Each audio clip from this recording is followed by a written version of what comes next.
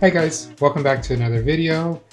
So today I wanted to talk about accessories and I think items that every photographer should keep in their bag. The first item is going to be a pre-moistened towel. Now I like to use the ones like this. This is branded by Zeiss, and these towels are lightly damp and take off a lot of dust and any like smudges that might be on your lens. They dry really quickly. You don't necessarily have to buy the Zeiss ones. The other ones that I've used a couple of times and have had okay luck is something like this. I believe this is the Target branded one. I don't actually know where I got this one from because these are the ones that I like to buy. The other alternative to that is a microfiber towel. Now, I don't know if it'll pick up the texture, but you want to get something like this. It's a really fine texture. These work extremely well for getting off any sort of dust or smudges that might be on your camera. But a disclaimer with these is once you use something like this on your camera lens, do not use this towel for anything else. This one's just kind of out. I actually use this like for my glasses.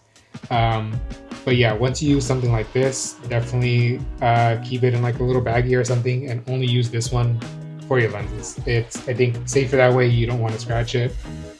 This is another microfiber towel. This is just like, the ones you buy at Costco, Walmart, stuff like that. Don't use these for your lenses.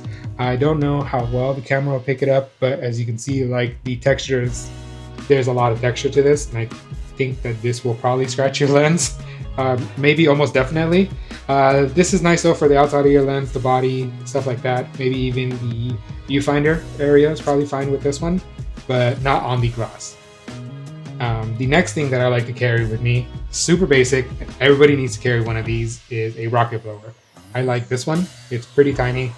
If you see a lot of other videos of people, they usually have like these huge ass ones. I like this one. I like this one because it fits in a bag very easily, and it's pretty tiny. I don't actually know. I don't think that this one is branded, and the brand doesn't really matter, just as long as it blows air like this. This will also knock off any kind of dust on your lens fairly quickly. The next thing is a spare battery. Now, a lot of people have good luck with third-party batteries, myself included. I've had both good and bad luck with them, honestly. I always buy I had a third-party battery that started to overheat my camera massively. Like I remember holding it and like the screen was starting to get really hot, and I was not really shooting like anything with it. It just powering the camera was starting to overheat it. And since then I've decided, you know what, it's not really worth risking my camera like that and heating it up a bunch that it doesn't need to. And so since then I've always stuck with the manufactured ones, the ones made from the manufacturer. And I think they're expensive, but generally they're safer for your camera. They last longer. This is like an example of a battery. This one is a Lumix one, and I don't think that it's worth it. Another thing that I carry with me is a tripod plate toolkit. Now, the one that I like to use is made by this company called SmallRig, and as you see, this one has a few different Allen keys on it on one side, and on the other side has this flat piece for like a flathead screwdriver, has a small Allen key, a hex key, and a Phillips head.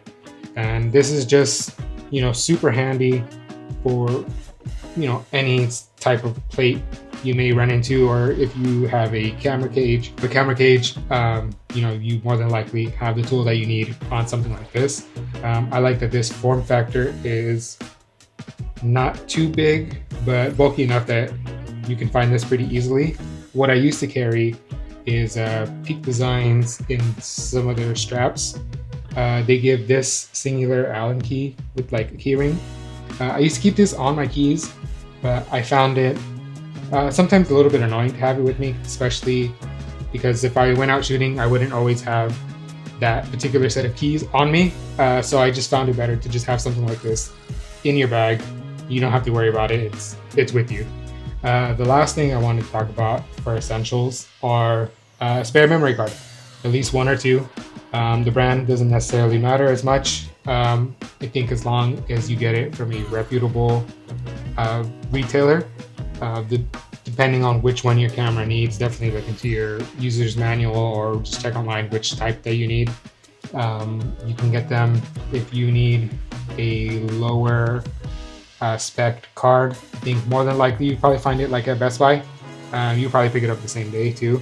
But a place like Best Buy or B&H Photo or your local camera store, like Sammy's Cameras, local to me, is always the best place to get one. I've heard on Amazon that you may encounter counterfeit cards. Side note, I have a Steam Deck and I got my card from Amazon and it was counterfeit and it didn't work. So I kind of lost out on that one, and since then always just buy it from a reputable place. And that is all the essentials that I think that you should carry. Next, I wanted to get into some filters that I like to carry, and they're pretty much things that are always in my bag with me. And the first thing is, it's also a filter I have on this camera now, but the first one is a mist filter, and I always carry one with me. I always like the look that this gives. I love the halation on the lights that it gives. I like what it does to the highlights. I love what it does to skin tones. If you don't know much about them, I would definitely get the least strength that is available to you. They usually go, I think generally 1/8 is the lowest, and then it goes to 1/4 and then to half. That way you do get to see the different strengths. Small disclaimer though, if you use a mist filter, you are permanently altering your image, and if you blow your highlights, which is going to be very easy depending on the strength, it'll be pretty hard to fix that. So always start with the lowest till you kind of get comfortable with using them if you decide to use them. The next filter is going to be pretty essential for what I like to do, which I shoot a lot of cars, and that is a circular polarizer filter. Now, these filters help cut out a lot of glare and reflection in paint and windows, and even some water. Like if you're in a bit of a shallow area, like I think in a lot of the advertisements for this, you'll see like koi fish, like in a pond. Something like that would definitely cut out the reflection of the water where you can see through it. But yeah, I love it for paint. If you do landscape, I believe these also boost contrast. And the next filter, since I've started filming a lot more for myself and for YouTube and stuff, is a variable neutral density filter. And those are typically called VNDs. You can buy neutral density filters in stops. So the stops represent how much light it's actually reducing. I never liked the idea of carrying a bunch of them. A lot of people before used to carry a bunch of them. I think they get used to having that many, and before the variable ones would create a cross polarization effect, which means it's literally like a big cross, like in the middle of your, like a big X in the middle of your image. Those typically happen on lower quality ones, so look into the one that you're going to get. The one that I like to use is this one. It's by PolarPro, and if you look closely, let me see, it sort of cuts out the light. This one is a 2 to 5 stop reduction, and so if you're following the 180-degree rule, which is, if you're shooting 30 frames a second, then your shutter speed to be 1/60th. Outside, everything's going to be blown out. It's going to be, you're going to have like no image. So the ND filter helps you cut out all that stuff and helps you balance your exposure a little bit more. Um, and the next thing that I like to carry with me is a step-up ring.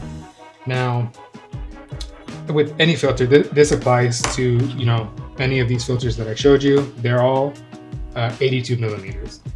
And what that means is if you look on the front of your lens, there'll be a circle with like a dash through it. I'll put an example here, and a number. And that number is your filter thread. What I like to do, it actually kind of saves you a little bit of money, is look at your lens collection, see what the biggest one is. In my case, it was 82. 82 is generally some of the larger sizes that they carry, and you buy that one. So I bought 82. You spend, you know, maybe $5, between $5 and $12 probably, depending on the ones that you get. And these allow you to put your bigger filters on the smaller lens. And it looks something like this. So you see it's still the 82 filter, but now on the back side, it will fit on a 67 millimeter lens. And I think it just allows you to buy the bigger filter, which already, I mean, the filters in general just cost a lot of money. So you buy these, helps you save some money. You just put them on your smaller filters. It can be a little bit annoying depending on where you're shooting, switching them out. I've always just found it okay. The only time I think I recommend buying a smaller filter is if you have several that are the same size. Like if you shoot Sony and you have a lot of Tamron lenses, I believe most of their lenses are like 67. So then it kind of makes sense to just buy the size. You don't even worry about the step-up ring. Or if you shoot Canon and you have several of their new primes, their VCM primes, I think all those are supposed to be 67 filter thread as well.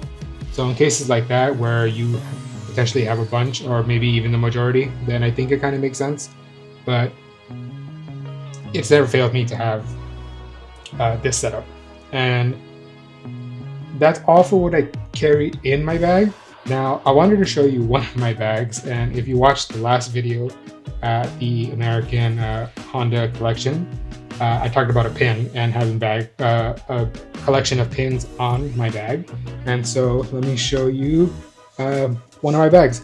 This is the bag that I carry all my pins on, and I just wanted to show them to you, and we can go over them. This one is my Cinestill pin I got at the Camera Exchange. If you guys watched that video, I talked about meeting those guys.